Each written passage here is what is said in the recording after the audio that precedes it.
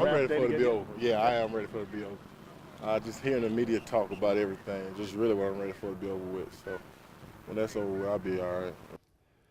Well, surprise, surprise, surprise. Jadeveon Clowney making a cameo appearance at the spring practice on Thursday. And Corey Miller, he says this whole draft process is wearing him down a bit. Really? He wants the process to play out here probably sooner as opposed to later because he's kind of tired of the chatter from folks like us and everybody else that are paid to speak. Right. Well, that's what we do. I mean, we said it last night. We'll say it again. That's what we do. But I can understand. It's probably a little bit aggravating like recruiting for Clowney, but now you're really under the microscope. And, Brian, a lot of it is because the numbers. I mean, a lot of people are looking at his numbers and not the true film. And I'm shocked by that the national pundits are looking more at numbers instead of turning the film on and really seeing what this guy's capable of. You can't take 1 year and put in a bottle and say, oh, this guy is not as good as people said he is. But I totally disagree with them. Yeah, we've been saying that all along throughout the combine. Yeah. For any of these players, look at what they do on the field. Forget these measurables and statistics Right. and drop-off in statistics. What can the guy do when he gets on the field? And he says, look, I want to be number one. Right. That's what he said today. I want to be number one. I came into high school as the number one recruit. I want to go out of college as the number one recruit for the NFL now. And it's about pride for him. Well, I think, and I wish he would have taken this step during the season. Now, I'll say this. I thought Jadeveon Clowney had a heck of a season. I don't look at the numbers. I saw how he changed the game.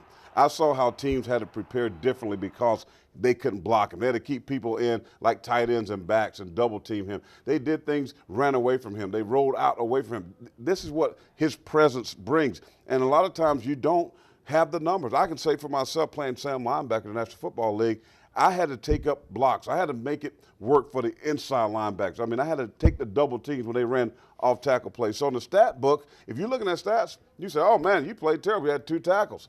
But when you turn on the film and people that know the game, you know, you had an effect. And coaches know that. And that's why I'm shocked that the pundits who are high level, the guys that played at the highest level that say crazy things, Merrill Hodge, you know. Yeah, Merrill Hodge. Khalil Mack's apparently the best college football player available this year.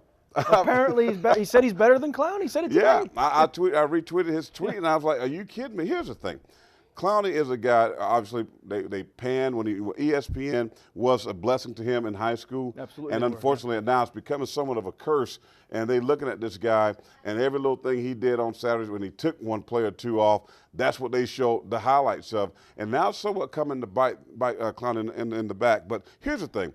If he continues to do what he's doing, whether he's first or fifth, and I know he wants to be the number one pick. It is about pride, and it's something to say, hey, I was a number one overall pick in the National Football League. That's something to be said for that, Brian. But if not, he still could have a heck of a career. I think the best days are ahead of him when he really learns how to play the game.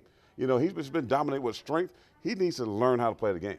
He still goes number one, or is there going to be so much wrangling between now and May that it could change to somewhere in the top 3, top 5? I see Atlanta maybe trading up. They need pass rushers. And then Mike Nolan's system, I play for Mike Nolan with the New York Giants. He's a guy that is a 3-4 type of guy, but I'm looking at Clowney in those nickel and dime packages where he can just turn things loose, and he's going to learn how to use his hands. And that's the thing I saw he didn't do very well. Use his hand, get guys off of him, and make plays. And if he learns how to use those hands, he's going to be a heck of a football player. I'll tell you another thing he's learned how to do.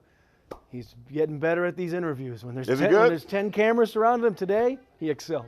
Well, doing well. you like what he used did? to be uncomfortable with it, but he's getting better. Well, that's why they pay him the big bucks. Yeah, And he well, mentioned he got some deals signed. He's not going to announce them yet. He didn't want to say what they were. But they coach him on how to deal with the media. know. When those deals come in, you learn how to deal with There's going to the be a media. whole lot more cameras up in New York come May, where you're going to be. I'm going to be. Hey, Clowney, talk to me. I'm looking for you, brother. Corey will be there. I'll have my dread wig on. I don't think they're going to mistake you for him, but who knows? Never know. Who knows? Give it another crack, right? Well, that's going to do it. We'll be right back.